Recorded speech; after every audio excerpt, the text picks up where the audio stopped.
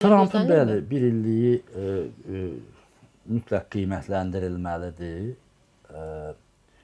və Ukrayna və Avropa kontekstindən yox, öz kontekstimiz. İcazə verirsiniz mən Azərbaycanla bağlı. Bəli, əzbər pozan bir açıqlama verim. Trump'ın bu bir ili Azərbaycan və Türk dünyasına möhtəşəm nəticələr verdi. Çox möhtəşəm. Boş verin Qırlandiyanı.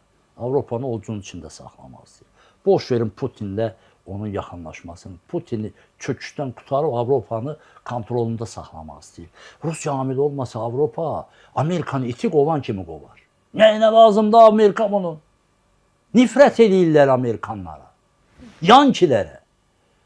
Nifrət edirlər. Rusiya təhdidi ona lazımdır. Avropanı ovucunun içində saxlasın. Ukrayna ona lazımdır. Rusiyanı ovucunun içində saxlasın. Ukraynanın özünü ovucunun içində saxlasın.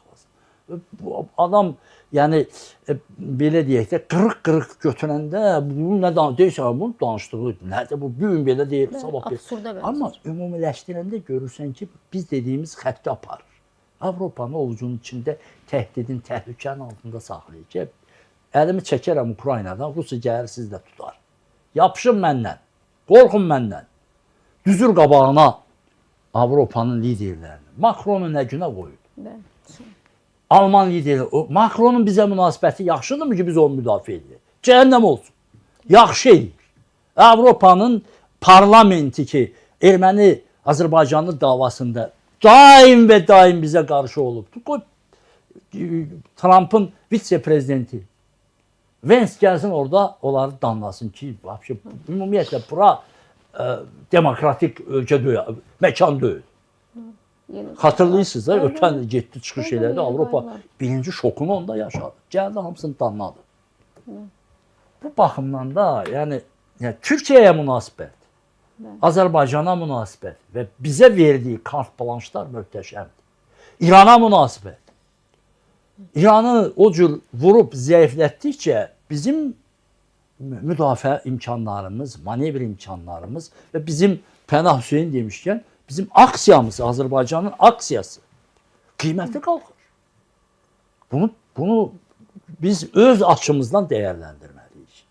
Və Ukrayna müharibəsini 3 günə özünün dediyi kimi, bir aya həll edib Rusiyanı da, Ukraynanı da düzə çıxartsaydı, bu bir il ərzində biz nə yaşayacaqdıq? Bu suala cavab vermək üçün Salavyovun açıqlamasına baxın.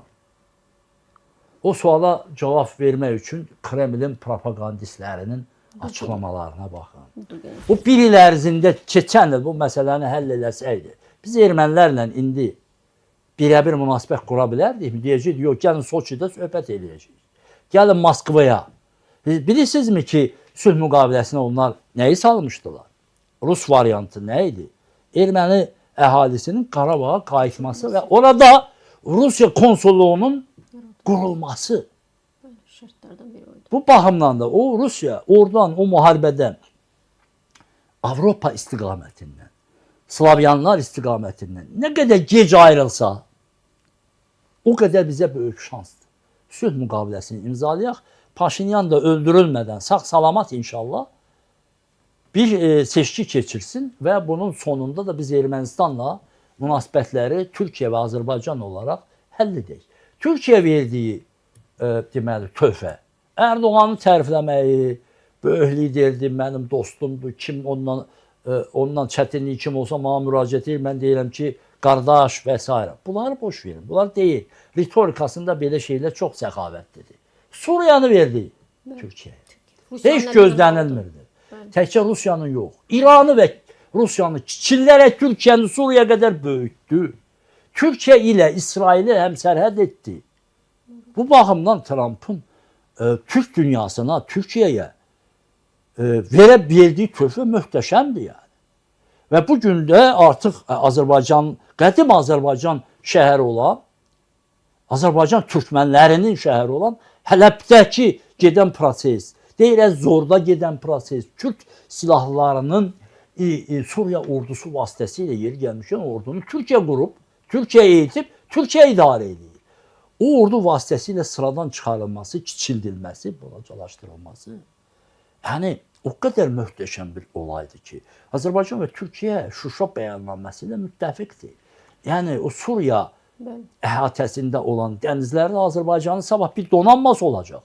Türk-Azərbaycan bayrağı altında. Türkiyənin əhatəsində olan bütün dənizlərdə iştirakımız olacaq. Suriyanın qurulmasında bəri başdan biz payçı deyilikmi? Suriyanın qazlaşdırılmasında Türkiyə ilə bərabər iştirak etmirikmi? Görün, bizim maraq vektorlarımız Güney Qafqazdan haraya dəyişdi? O şəraiti yaradanlardan biri də dünyanın ən böyük kabinetinin sahibi olan Donald Trump'dır. Dəli Trump dediyimiz adam.